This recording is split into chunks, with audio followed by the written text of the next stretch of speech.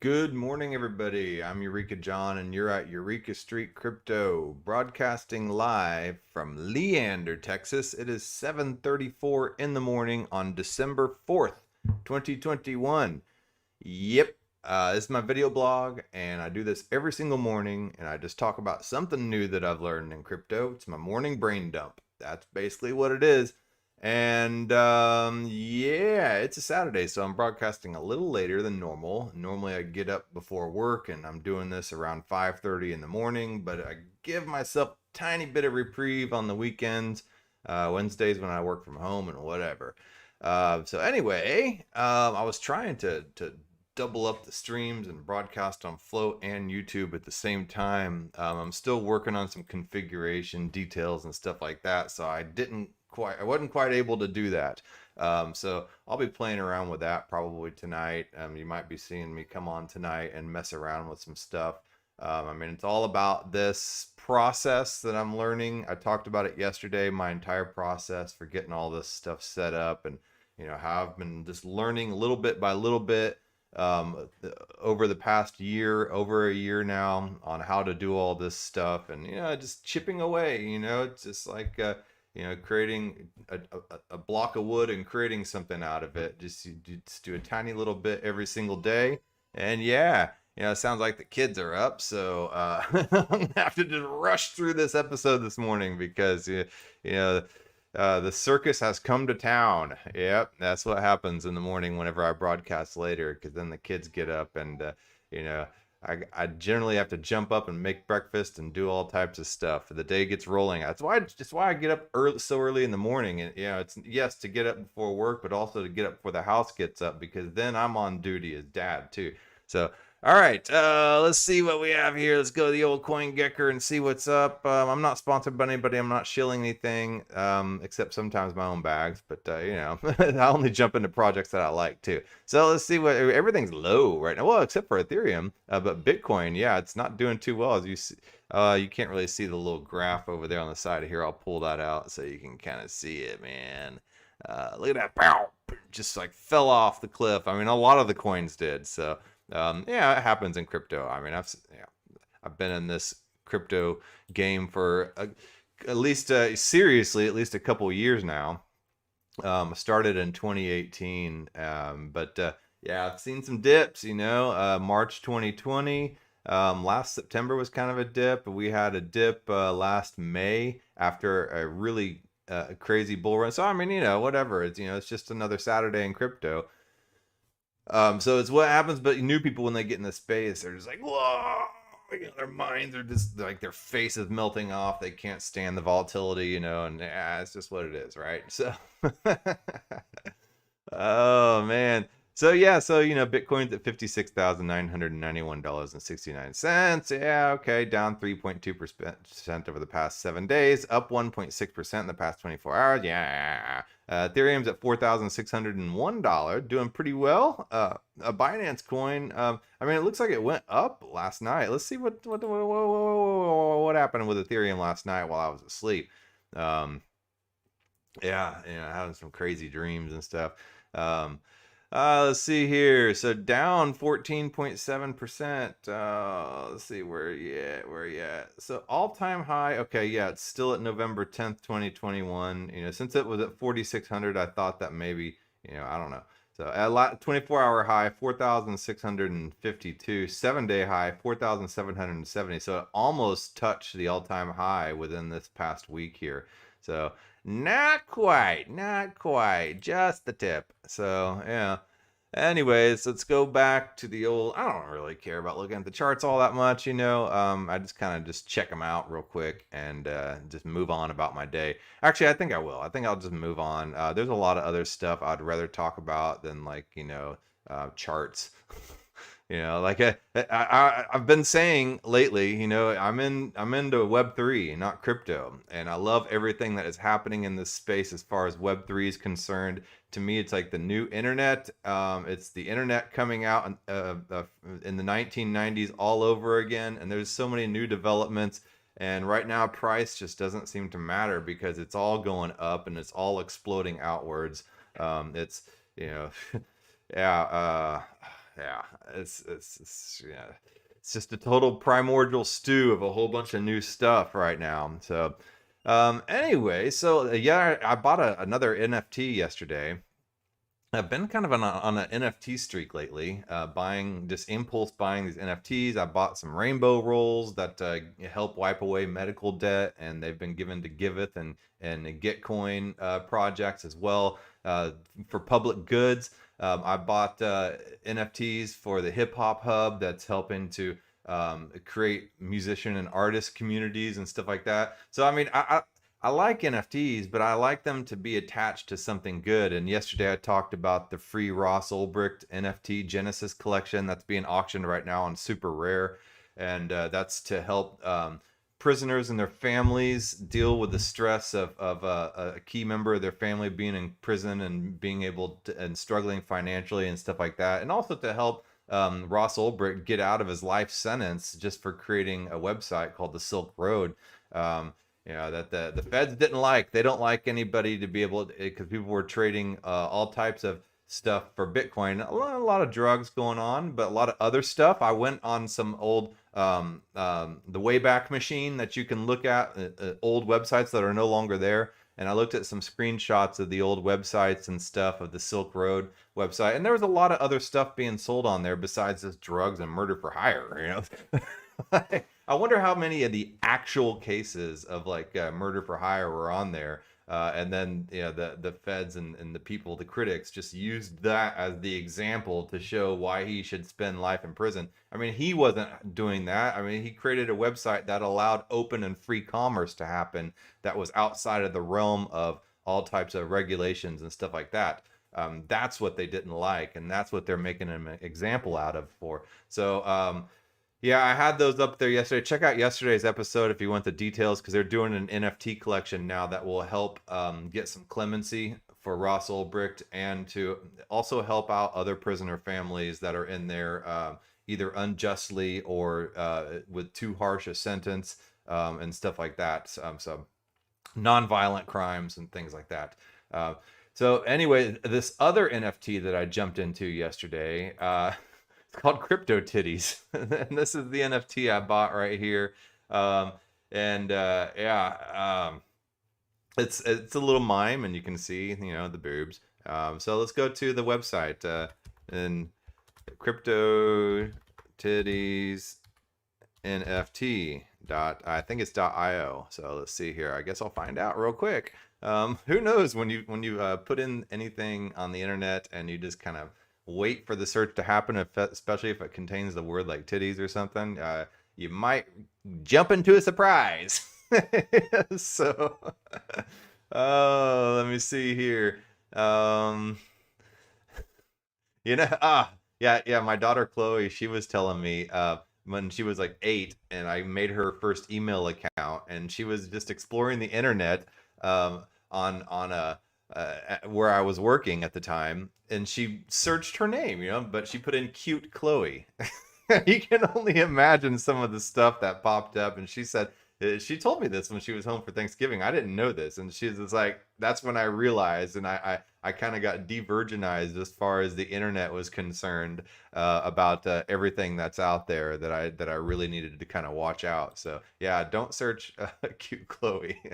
Especially if you're an 8-year-old girl at the time she was. Okay, so anyway, I posted it here in gm.xyz. This is they're trying to create an Ethereum-based social media site here, and they are doing it. And my name EurekaJohn.eth is on there, so I posted it right here. Here it is, cryptotittiesnft.com. So let me go to this website. This has been a really cool social media site. I've been just kind of experimenting around in here as well. I talked about it a couple episodes back. So check out gm.xyz if you can. So here's the website, cryptotittiesnft.com. And you'll see why I aped into it. It is. I mean, it's funny, but it's also a public good. So Crypto Titties, an NFT created by Twitter user Ashley D. Can, turned into clothing and other fun things. 50% of all profits go to the American Cancer Society. So those who pay in cryptocurrency get a small discount. So yeah, look at that. Look at that. Oh man, hold on. Let me open up this window so you guys can see the whole thing. Yeah. Fun stuff, man. Yeah. I'll make it rain for this, you know. So, all right. So let me just get everything up there so you can see it. Elmo's World. All right. So you can tell I just spend too much time watching kids' cartoons. All right. So where it all began, the breast stories started as a joke that turns into a tittylution. I started making CryptoTitties NFT as a way to have fun and shake up the NFT marketplace. After a bit of success, I decided I wanted to give back by donating to those with breast cancer and other cancers, of course. NFTs should have a purpose, and I absolutely agree with that. And that's why I've been jumping on the bandwagon with the NFTs lately, because before I was just like, dude, it just seems like, a blatant, just kind of gluttonous, um, rich people throwing around money in the face of like these crypto punks going for a floor price of $1.64 million, which to me is insane, and these bored apes that have absolutely zero use case, except just to flex your money. It's like the new Lambo of 2017. Everybody was buying Lambos from all this ICO money, and then now it's like everybody's flexing these bored apes and these crypto punks and stuff like that, and it just seems extravagant and pointless, and just kind of it's a little irritating, just like, there's a lot of really people that could use that money, and people throwing it away on just some NFTs.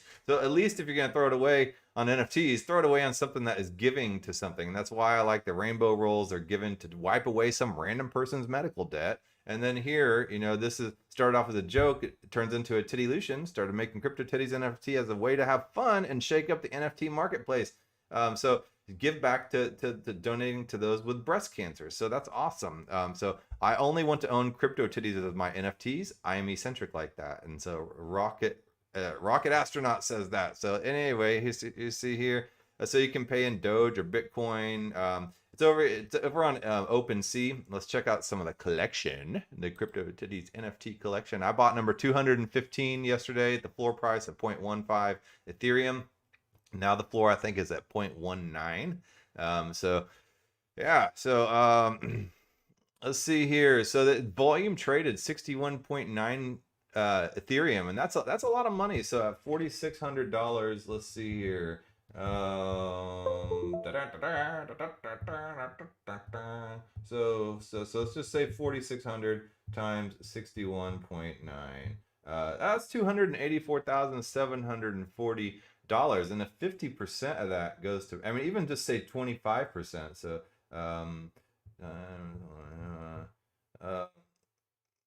yeah, $71,185 is going to breast cancer research, so breast cancer awareness. So the very first CryptoTitties pixelated, 25% of all sales go to breast cancer awareness, 250 to be in the collection, all hand created by the original artist. So here's just some examples of those NFTs. This cheapest one here is the little sailor one, 0.19, and then they're going on up. I'm going from cheapest to most expensive. A lot of there's what's that? A Bride of Frankenstein here. We have it looks like Ariel, the mermaid one, clown one, and they all have like their cleavage with maybe a nipple. There's one for breast cancer, the one titty. Let's see here.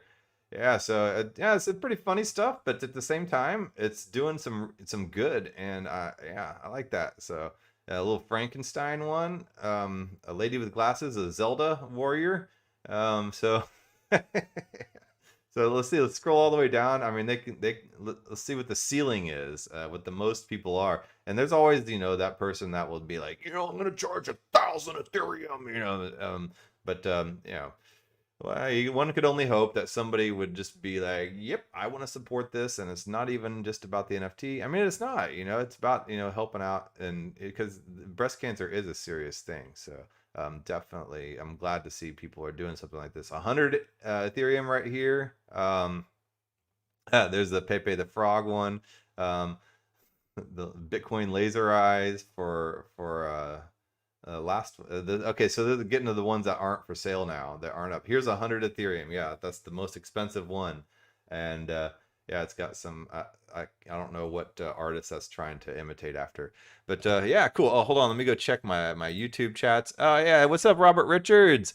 Thanks for jumping on. So the American Cancer Society has not cured anything. Not a good charity. Okay, well I did not know that. So I'll have to look into that in detail. So anyway, the new internet equals theta and T fuel.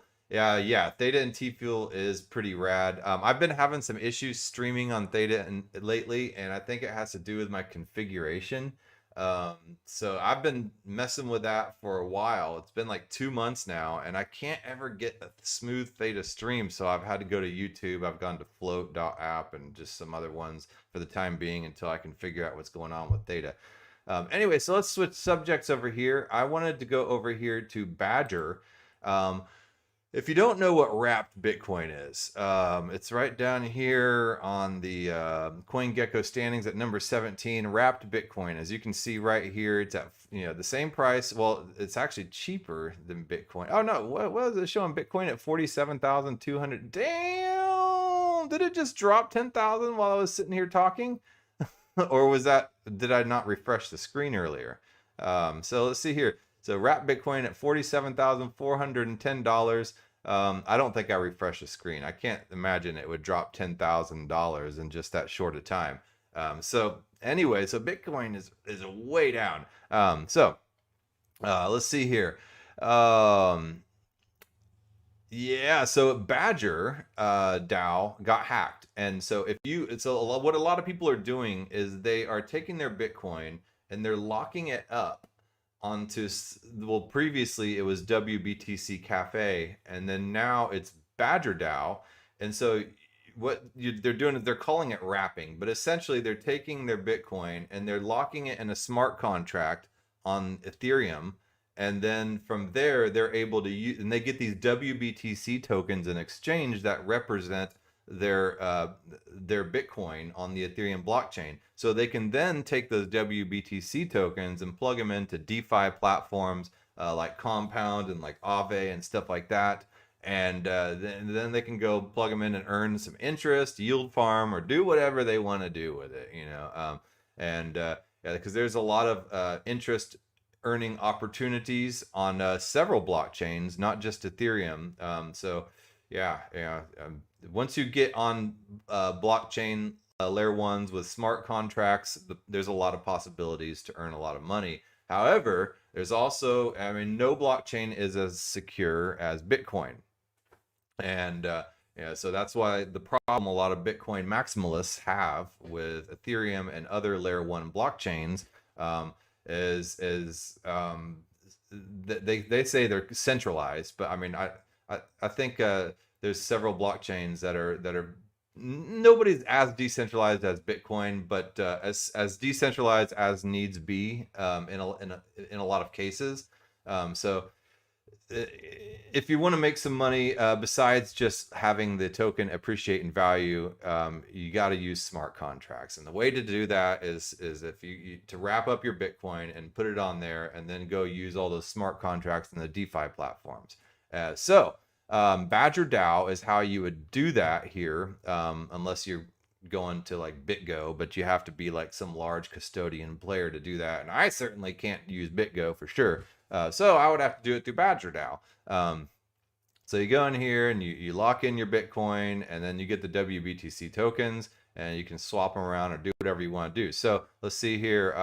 It's a new to DeFi. It kind of explains it here. Let's see here. Badger Bridge right here. So let's take a quick look at that. I'm not that familiar with Badger, so I'll have to be honest about that. I'm just kind of I was 3 days ago looking for WBTC Cafe because it had been a while, and I was kind of explaining Wrap Bitcoin, and I was like, they said, you can use the WBTC Cafe website for if you already have stuff wrapped up on there, but any new transactions will need to be done on Badger. And I was like, wow, man, because I'd only heard of Badger and I haven't really used it, and I still haven't used it. So Badger Bridge is a core product of the Badger DAO managed in collaboration with the Ren protocol. It allows, so Ren protocol ran WBTC Cafe, Ren VM. So it allows users to bring Bitcoin from Bitcoin blockchain into Ethereum and to receive RenBTC or WBTC token. RenBTC and WBTC are fully collateralized representations of Bitcoin on Ethereum, meaning they are backed one-to-one with Bitcoin and can be swapped back into Bitcoin at any time with very low slippage. RenBTC and WBTC may then be deposited into set vaults to earn yield, used as collateral on other protocols, swap for different tokens, or any of the hundreds of other uses across DeFi. So the bridge has three main functions. To mint, brings Bitcoin from a Bitcoin blockchain and outputs either RenBTC or WBTC on Ethereum. Mint and earn brings Bitcoin from the Bitcoin blockchain and deposits it directly into one of four yield earning set vaults. Or three, release, converts vault positions, Ren Bitcoin or WBTC on Ethereum back to Bitcoin on the Bitcoin blockchain. So you can go both ways on the bridge, just like crossing over to Mexico. Just make sure you don't get too drunk over in Mexico and you come back with nothing. All right, so I did that many times in high school, going down to Matamoros on spring break. Right, yeah.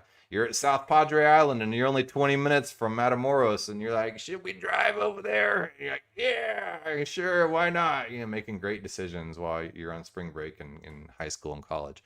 So, all right, so let's connect to this website. But before I do, I wanted to show you this post here by CryptoCat, and that's the reason I'm talking about this. I'm not talking about this to teach you about bridging Bitcoin and wrapped Bitcoin. I'm talking about this to show you this exploit that could possibly happen and to kind of warn you about exploits. So with the latest Badger exploit, let's talk about MetaMask approval hygiene, a thread.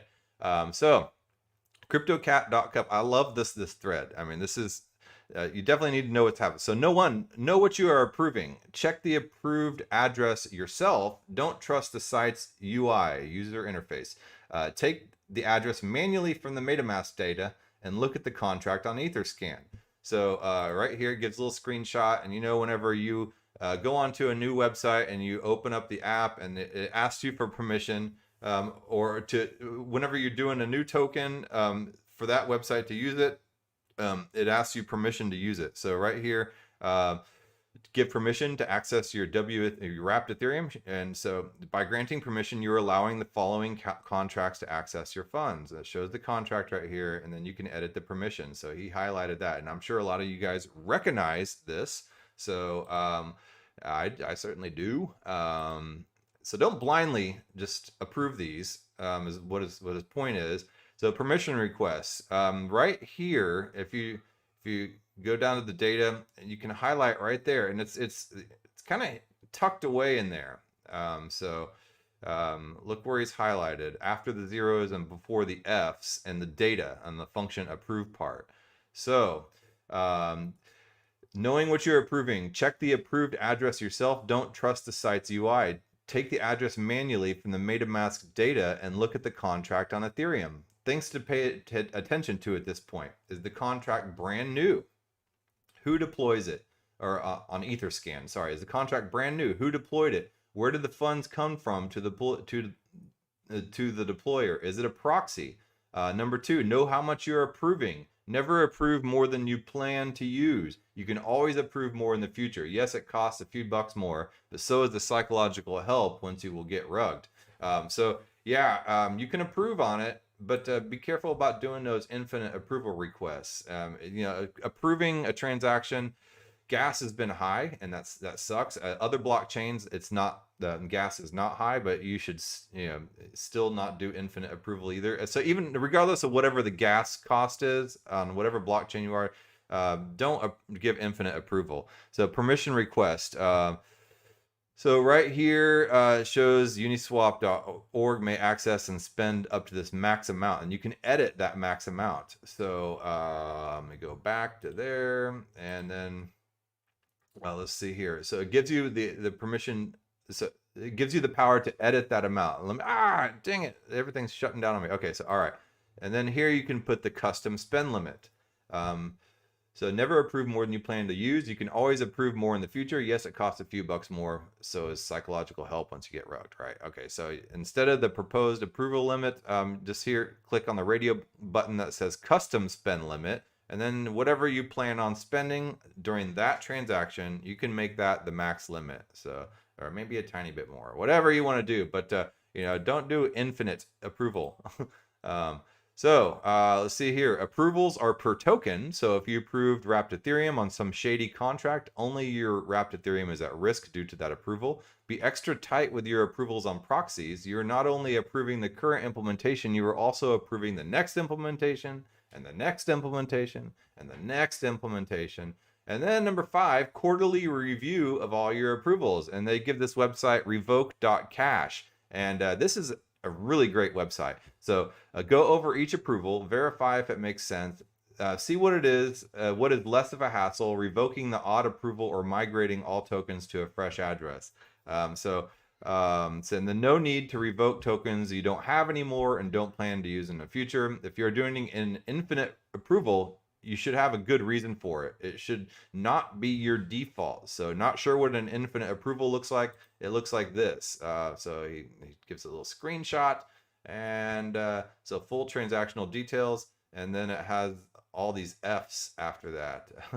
So just look down at the data, and I'm obviously new to all this as well.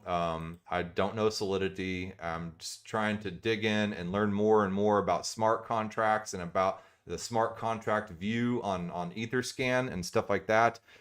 So as I go along here making these videos, I'll continually add stuff out there and try to show you as I go along. But here's this revoke.cash website, and I connected one of my wallets here. So it shows you ERC20. Let me just turn this off. ERC721, so NFTs as well. So it gives you the option to check out both. So you can revoke the contracts on those. So filter out unregistered tokens and filter out zero balances. And I'm waiting for this to refresh.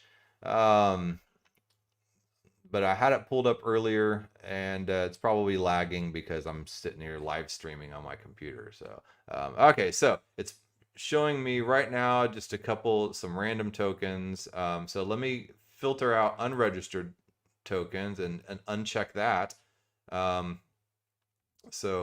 then let me filter out some zero balances, and I can revoke unlimited allowance to Uniswap on let's see, AGIX. Let's do that. Revoke, and then and the MetaMask window pops up, and it's allowing me to revoke that. So this revoke.cash is a good way to go in and just kind of clean up your mess, because a lot of times whenever you're in the heat of things and you're aping into stuff and being a total Chad, to use the lingo of the Zoomer crypto generation. Now I'm rejecting permission to access my AGIX. You can go through and adjust all those right there. Badger DAO got hacked. I wanted to get back to this part of it. On Wednesday night, someone drained funds from multiple cryptocurrency wallets. So someone stole $120 million in crypto by hacking a DeFi website. That is a huge amount. Dozens of wallets were drained before Badger DAO could freeze its vault. So this is why I understand the Bitcoin maximalist point of view in a lot of ways, and people who have reservations about decentralized finance, about the more insecure blockchains outside of Bitcoin. Cryptocurrency is a risk right now. We are going west, and it's not for everybody, right? There's a lot of work to be done. So you kind of have to assess your own risk tolerance. And this is why I'm trying to educate myself on things like smart contracts, on things like in MetaMask as well. MetaMask is just like rife with all types of holes where people could hijack you. On Wednesday night, someone drained funds from multiple cryptocurrency wallets connected to the decentralized finance platform Badger DAO. According to the blockchain and security and data analyst PeckShield, which is working with Badger to investigate the heist, the various tokens stolen in the attack are worth about $120 million. So while the investigation is still ongoing, members of the Badger team have told users they believe the issue came from someone inserting a malicious script in the UI of their website. For any users who interacted with the site when the script was active, it would intercept Web3 transactions and insert a request to transfer the victim's tokens to the attacker's chosen address. Because of the transparent nature of the transactions, we can see what happened on the attacker's pounce. So the blockchain is transparent. PeckShield points out one transfer that yanked 896 Bitcoin into the attacker's coffers, worth more than $50 million. According to the team, the malicious code appeared as early as November 10th as the attackers ran it at seemingly random intervals to avoid detection. So DeFi systems rely on blockchain technologies to let crypto owners perform more typical finance operations like earning interest via lending. BadgerDAO promises users they can rest easy knowing you will never have to give up private keys for your crypto. You can withdraw anytime you like, and our strategists are working day and night to put your assets to work. This protocol allows people who have Bitcoin to bridge their cryptocurrency over to the Ethereum platform via its token and take advantage of DeFi opportunities they otherwise might not have access to. Once Badger became aware of the unauthorized transfers, it paused all smart contracts, essentially freezing its platform, and advised users to decline all transactions to the attacker's address. So right now, I wouldn't put anything up on Badger if you were thinking about it. I actually was thinking about it a few days ago when I was sitting here looking up WBTC Cafe and talking about wrap Bitcoin. I was like, yeah, maybe I could take some of my Bitcoin and put it up on Ethereum. Yeah, but yeah, after seeing this, I'm like, I'll side with the maxis on this one, the Bitcoin maxis. So the Thursday night, the company said it has retained data forensics experts, Chainalysis, to explore the full scale of the incident, and authorities in both the U.S. and Canada have been informed, and Badger is cooperating fully with external investigations as well as proceeding with its own. One of the things Badger is investigating is how the attacker apparently accessed Cloudflare via an API key that should have been protected by two-factor authentication. While the attack didn't reveal specific flaws within blockchain itself, so it wasn't even Web3, it managed to exploit the older Web 2.0 technology that most users need to use to perform transactions. Multi-factor authentication systems protect our accounts against many phishing schemes or bulk credential stuffing attacks. Still, experts have repeatedly warned about targeted phishing attacks that can bypass it, while toolkits to automate the process have been available for years. An FBI notice in 2019 called out criminals' growing capabilities to bypass multi-factor authentication and suggest changes or training that could make such attacks harder to pull off. So just because there's two-factor authentication does not mean it's safe, folks. So, and especially don't do the whole phone number thing. Like, like where it texts you, oh yeah, that's not safe. I mean, so I've been guilty about it. I mean, I'm not sitting here, like criticizing. It's convenience is where things slip up. The more convenient it is, a lot of times the more attack surface it is. So be careful about convenience. So one commenter with Badger's Discord summed up the situation that's saying all the blockchain/smart contracts in the world, and people lose $120 million to a Cloudflare API leak by a sloppy team where a dude passes a new approval to his contract in the site header. We still have a long way to go. A member of the team said, I'm sure we will have some mitigation procedures proposed after this. And then what funds can be recovered and how those affected will be made whole is still unknown, but for anyone living in the world of crypto, blockchain, and Web3 apps, it may ultimately be on them to learn how approvals, signing, and transactions really work and keep an eye on them, particularly when millions of dollars in holdings can disappear in an instant, even while managed by one of those most security-minded teams in DeFi, as Badger refers to itself. That was a little jab. So anyway, there's insurance protocols. Nexus Mutual is one of those. So Nexus Mutual is one of those. There's some other ones. Insurace. There's a few other DeFi insurance protocols in place, but Nexus Mutual is the biggest one.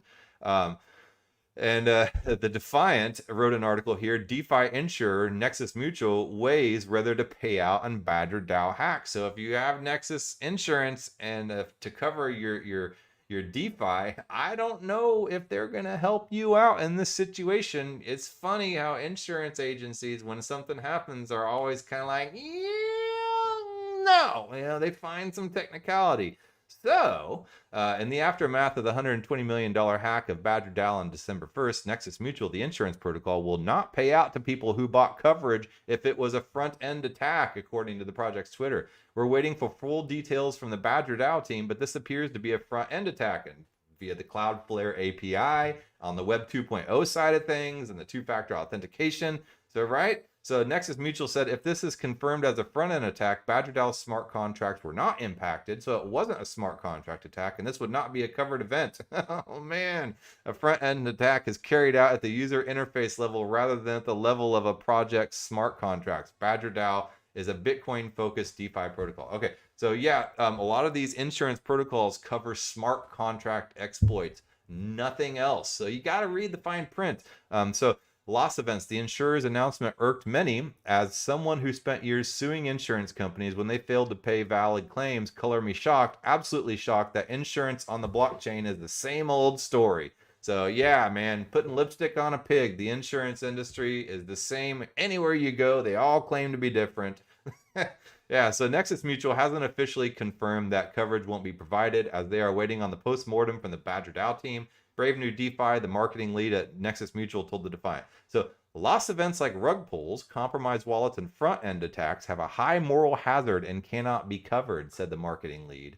That's got to be a tough job for the marketing lead right there, is to have to deliver that bad news to a bunch of angry people with pitchforks. And it continues, if they were, it would be easy for users to game the system. So front-end attacks, rug pulls, compromised wallets, and front-end attacks have a high moral hazard and cannot be covered. If they were covered, it would be easy for users to game the system. So Brave New DeFi said, in theory, a person working on the protocol could inject malicious code into the front end, buy Nexus Mutual coverage, and then drain the user's funds while also collecting an insurance payout. So yeah, it's a sticky game, man. So as a result, Nexus Mutual doesn't cover front-end attacks. So, should I continue? I need to get on with my day here. But in other words, Nexus Mutual doesn't categorize front ends as protocol code. So, yeah, Nexus Mutual overview reads, claims should be paid when users of the protocol suffer financial losses due to failures in either the protocol code, economic design, governance, setup, or oracles. In other words, Nexus Mutual doesn't categorize front ends as protocol code, presumably because developers outside a project's core team can also spin them up. So anyway, yeah, there are devs working on decentralized front ends, which theoretically should be hard to hack. Home screen is a product which allows users to save versions of apps front ends. Oh, I'll check that out. This means that each user owns their own copy of the app and is in complete control of version updates. We see this as particularly necessary for the DeFi space for additional security and control over access to decentralized protocols and smart contracts. But really, using a centralized front end for DeFi is like going to a nightclub with no fire escape, he said in a separate tweet. It's fine until it's not, and then it's really not fine. So, I mean, I guess the overall moral of this episode is to be careful. We are still in the Wild West. Learn to read, learn the ins and outs of MetaMask. Learn to read smart contracts on Etherscan if you can. Yeah, there's a lot going on and a lot to learn. I was pulling up before all this. Let's see, dismiss. Let me just show you real quick how to get the contract address whenever you are running a swap. So let's just pretend swap some ETH to some bank tokens. Confirm swap. So I guess you can't see this part of it. Let me pull up this display. Let's see here, video capture, display capture. Okay, I don't know if you can see this, and it's taking a while, and my MetaMask is not pulling up. Anyway, at the very top of the MetaMask, I'm not going to waste a bunch of time doing this. Okay, so confirm swap. And I'll let my MetaMask pop up, which is doing.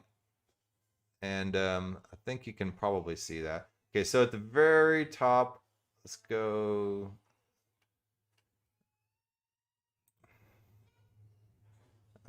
It's taken forever. Okay, swap. And swap. Confirm swap. Okay, so let's let my MetaMask pop up. Well, okay, so it's probably because I'm streaming and it's lagging and it's taking its time. So I'm not gonna sit here and try to mess around with this. I need to get about my day. Um, so anyway, it pulls up there and it shows a little arrow over to a little piece of an address. You just click on that address and you copy it, and it will take you over to Etherscan.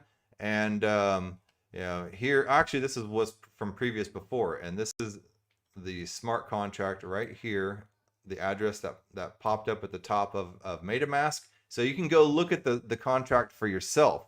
And there's all these tabs right down here. And here's the contract tab. And then you can go down here. And the more you start to learn about Solidity and about smart contracts and stuff like that, and there's lots of videos out on YouTube that teaches you how to just kind of basically read all this stuff. You don't know how to code. You don't need to know how to code, but you can look at things to look for that will tell you that it's a legit smart contract. You can find the audits in here and stuff like that. You see how long the contract has been written and been out there.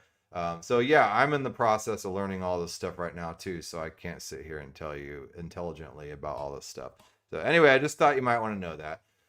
All right. That being said, have a good Saturday, and I have more stuff to talk about tomorrow. I have an entire backlog of stuff. Thanks for jumping on, people. I see there was actually some decent traffic today, so yeah, I appreciate it. And thanks, Robert Richards, for jumping on. And yeah, I'll look into the American Cancer Society and see. I mean, with a lot of the big charities, there is like United Way is rife with corruption. So is you know, those are the people that bother you on the street all the time with the clipboards. Yeah, there's so much corruption in all those. So yeah, Red Cross I know has tons of corruption. So yeah. All right, man. Thanks, Ross Eaton. Thank you too. All right, well, I will talk to you guys tomorrow. All right. Bye.